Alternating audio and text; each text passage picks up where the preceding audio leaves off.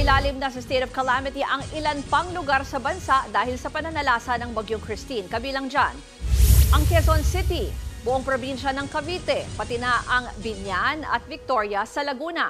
Gayon din ang bayan ng Cuenca sa Batangas. Nasa state of calamity na rin ang mga bayan ng Bulanay, General Luna at Lucban sa Quezon. Pati na ang Calbayog City sa Samar. Sa Eastern Visayas, 12 bayan na rin ang nasa state of calamity. Sa ilalim nito, magagamit ng mga lokal na pamahalaan ang kanilang calamity funds para sa agarang pagtugon sa mga nasalantang residente.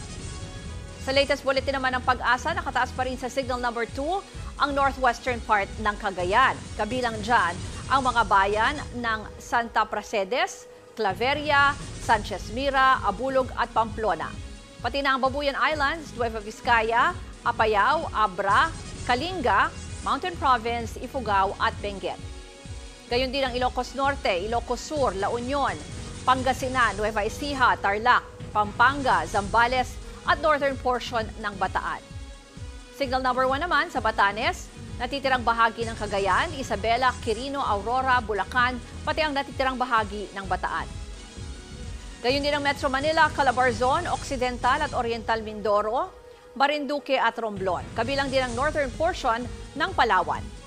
Signal number 1 pa rin sa Calamian, Cuyo at Kalayaan Islands, Camarines Norte, Camarines Sur, Burias Island. Kasama rin ang northern portion ng Aklan at Antique, pati na Kaluya Islands. Mga kapatid, ako po si Ruth Cabal. Maging maalam at may pakialam sa mga may init at rumaratsadang balita sa Frontline Express.